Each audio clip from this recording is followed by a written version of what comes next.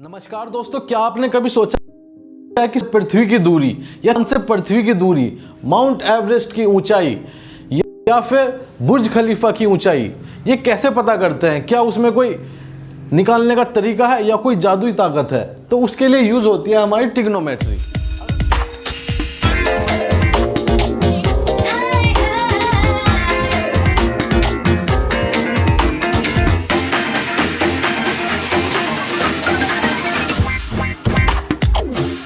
Trigonometry, अगर आप मुझे किसी बिल्डिंग के पास खड़ा करें, 100 मीटर दूर मुझे खड़ा करें, तो मैं उसकी एग्जैक्ट हाइट बता दूंगा।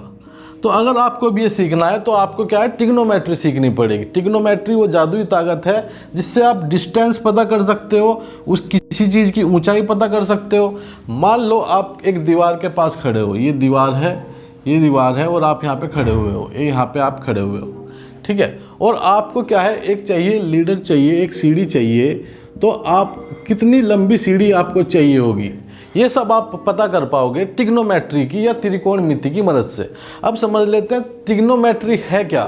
ट्रिग्नोमेट्री जो ये शब्द बनता है, ये 3 शब्द से मिलके बनता है। अब इसमें ट्री का मतलब हो जाता है 3, गोनो का मतलब हो जाता है साइड्स, मेट्री का मतलब हो जाता है मेजरमेंट। अगर मैं बात करूं त्रिकोणमिति की, त्रिकोणमिति में क्या है, त्रि मतलब 3, कोण का मतलब हो जाता है एंगल, मिति का मतलब हो जाता है मापन। अब पहले हम यहाँ पे एंगल या कोण समझ लेते हैं वो क्या है। अगर हम किसी दूरी को नापते हैं तो क्या करते हैं, हम किलोमीटर में नापते हैं। हमें नापना होता है कि किसी लिक्विड को हमें नापना है, तरल पदार्थ को नापना है, तो हम क्या करते हैं, उसे लीटर में या किलोलीटर में नापते हैं। इसी तरह से अगर हमें 2 स्ट्रेट लाइन के बीच की ये दूरी हमें पता करनी है, तो ये क्या है, थीटा, मतलब एंगल में नापी जाएगी। अब एंगल को हम जो डिनोट करते हैं वो किस किस चीज़ में कर देते हैं, या तो थीटा कर देते हैं, फाई से कर देते हैं, ए बी सी से कर देते हैं, उसके बाद अल्फा बीटा गामा, ये इन सब से इसे डिनोट करते हैं एंगल को, कोण को। तो आपने यहाँ पे नोटिस किया होगा, यहाँ पे क्या है, इंग्लिश में क्या है, यहाँ पे 3 साइड्स के बारे में बात कर रहा है और यहाँ पे 3 एंगल के बारे में बात कर रहा है। तो ऐसी आकृति एक ही होती है क्या, त्रिभुज, जिसमें क्या है, 3 तो कोण होते हैं। देखो ये 2 भुजाओं के बीच की दूरी, ये 2 भुजाओं के बीच की दूरी, ये 2 भुजाओं के बीच की दूरी, तो 3 कोण होते हैं और 3 ही क्या होती है, भुजाएं होती है। तो इसलिए इसे ट्रिग्नोमेट्री कह देते हैं इंग्लिश में, 3 साइड का मेजरमेंट या फिर 3 एंगल का मेजरमेंट, इसलिए इसे ट्रिग्नोमेट्री कहते हैं।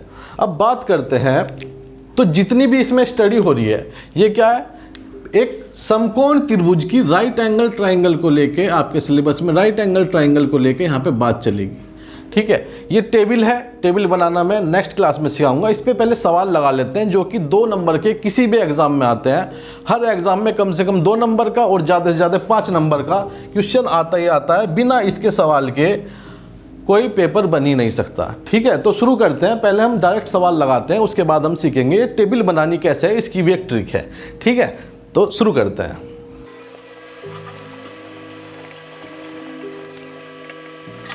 देखिएगा, थोड़ी सी पहले टेबल समझ लेते हैं, टेबल है क्या ये। देखो, sine cos tan cot sec cosec, ये कुछ नहीं है, वैसे तो इन्हें ट्रिग्नोमेट्रिक रेशोज कहते हैं, त्रिकोणमिति अनुपात कहते हैं। और जो ये दिए हुए हैं, ये क्या है, यहाँ पे एंगल्स है, 0 degree, 30 degree, 45 degree, 60 degree, 90 degree. अभी आपको इसके बारे में कुछ नहीं सोचना, इन्हें तो आप ये मान लो कि ये क्या है, नाम है, जैसे राम शाम रोहन मोहन होते हैं, इस तरह से नाम है। और ये क्या है, ये भी एक कोण है। जैसे कि हम टाइम टेबल देखते थे क्या, कि मंडे के दिन 4:05 पे कौन सा लेक्चर होने वाला है, कौन सी क्लास होने वाली है। हम देखते थे कि हिंदी क्लास होने वाली है, इस तरह से। अगर मैं कहूँ कि वेडनेसडे को, थर्सडे को 6 बजे कौन सी क्लास होने वाली है, तो ये हम पता लगा लेते हैं। यहाँ पे इस तरह से चलते थे, ठीक है। अगर हम वेडनेसडे देखनी थी ऐसे 6 बजे ऊपर से नीचे तक, तो इसी तरह से हमें करना है। जैसे कि हमें पता करना है क्या, साइन 30 की वैल्यू हमें यहाँ पे पता करनी है। तो हम क्या करेंगे, सबसे पहले जाएंगे साइन में जाएंगे। ये साइन नाम का जो लड़का है, अब ये देखते हैं 3 बजे किसकी क्लास है, इसकी 1/2 की। तो साइन 30 की वैल्यू क्या हो जाती है, यहाँ पे 1/2 हो जाती है। अगर मैं कहूँ 10:45 का हमें बताना है, तो हम क्या जाएंगे, सबसे पहले 10 जाएंगे। 10 कहाँ पे लिखा हुआ है, यहाँ पे लिखा हुआ है। ठीक है, इस दिन कितने बजे, 4:05 पे 45 डिग्री पे क्या आता है, 1 आ जाता है। देखो इधर से हम चलेंगे यहाँ तक और यहाँ से चलेंगे ऊपर, तो कितना आ गया, 1 आ जाता है। तो इस 1 को, ये जो 1 हो जाएगा, ये 10:45 डिग्री 10:45 की मान हो जाएगा, वैल्यू हो जाएगी। ये क्या है, सेक 60। सेक 60 की बात करें तो सेक यहाँ पे है और 60 हम देखेंगे वहाँ पे, तो हमें यहाँ लाना पड़ेगा ये। ठीक है, देखो सेक से यहाँ पे गए और 60 तक गए, तो ये कितना आ गया, 2 आ गया। सेक 60 की वैल्यू कितनी आ गई, मान इसका 2 आ गया। कोसेक 90, कोसेक ये रहा, 90 कहाँ आता है, सबसे आखिरी में आता है, ये कितना हो गया, इसका मान भी 1 हो जाता है। तो इसका मान कितना हो गया, 1 हो गया। बस इतना सा छोटा सा खेल है, ये हमें करना है। इसमें क्या थोड़ा सा अब क्या है, ट्रिकी हो जाता है। ट्रिकी कैसे हो जाता है, अब मान लो मैं कहूँ, मैं अगला सवाल आपको दे रहा हूँ, तो ये 2 सवाल है यहाँ पे।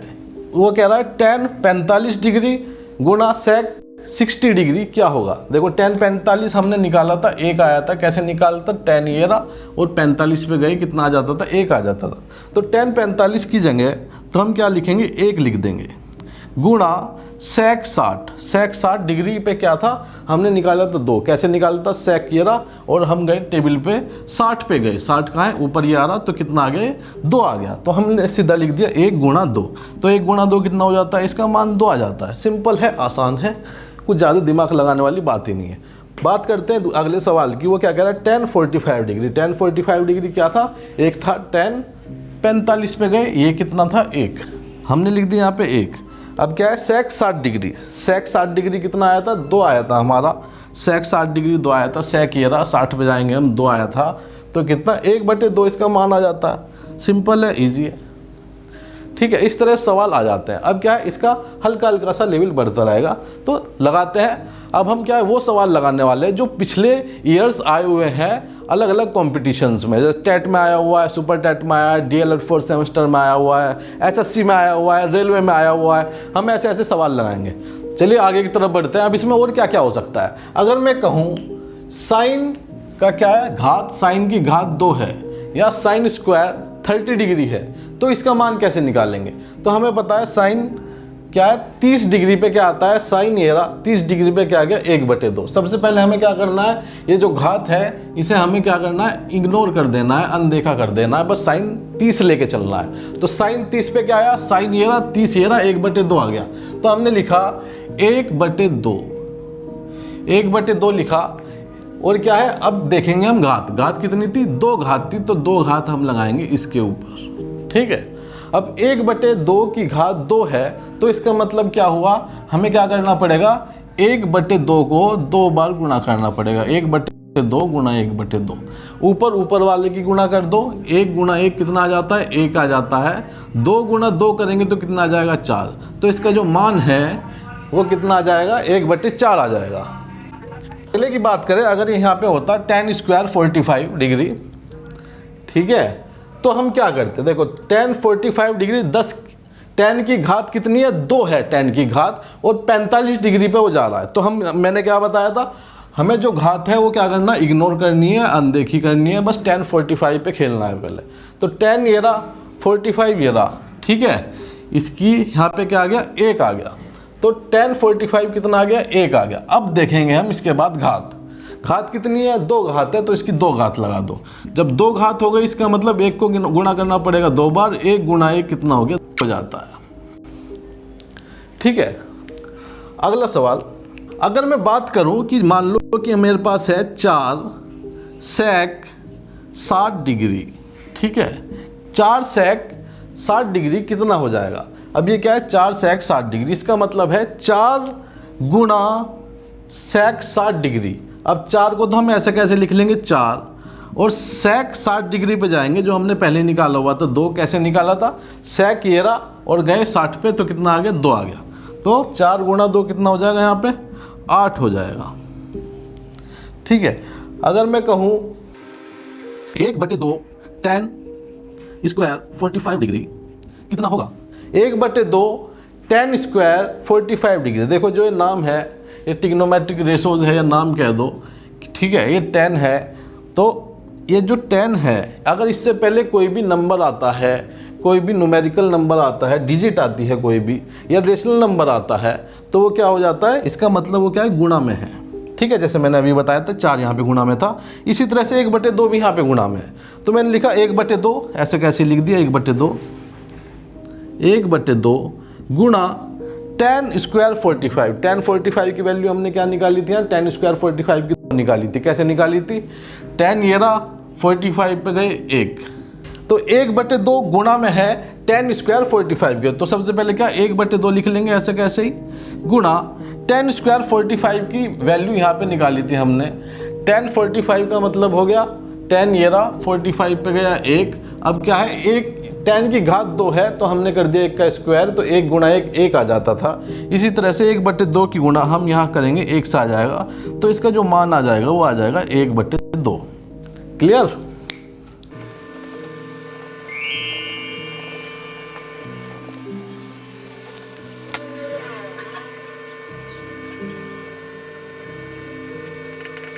अगर ऐसा आ जाता है साइन थीटा बराबर 1/√2, तो थीटा का मान ज्ञात कीजिए।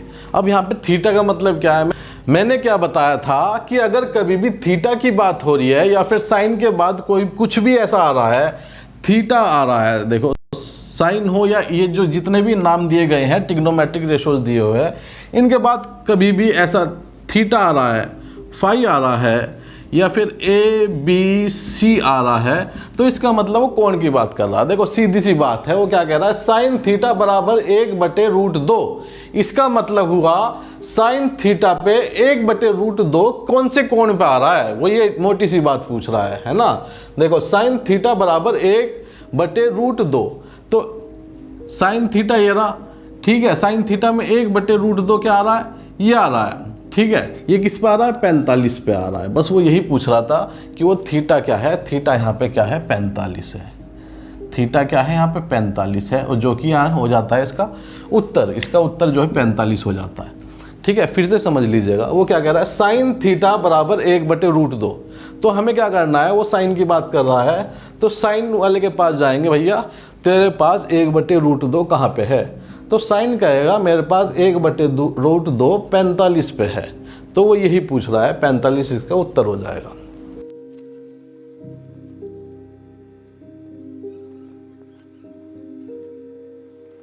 अब क्या है, पिछले वाले सवाल से मिलता जुलता सवाल है। वो क्या बोल रहा है कि cos A बराबर 0 है, तो A का मान ज्ञात कीजिए। अब ये A क्या है, मैंने क्या बताया था, कोण थीटा से या फिर कैपिटल अल्फ़ाबेट से, कैपिटल लेटर से, जो कि ABCDEFZ तक, वो किसी से भी डिनोट कर सकता है। तो यहाँ पे क्या कह रहा है, cos A बराबर 0, तो हमें क्या लेना देना है, cos से लेना देना है। हम गए cos भैया के पास, उसने कहा कि, हमने उससे कहा आपके पास 0 कहाँ पे है, उसने ढूंढा, आगे तक गया, ये रहा 0। हमने देखा ऊपर जाके क्या है, 90 के पास है, तो इसका उत्तर क्या हो जाएगा, इसका उत्तर सीधा सीधा क्या हो जाएगा, 90 हो जाएगा। मतलब A बराबर कितना हो गया, 90 हो गया। ये सवाल इम्पोर्टेंट है, 2020 में आया था, DLED 4th सेमेस्टर।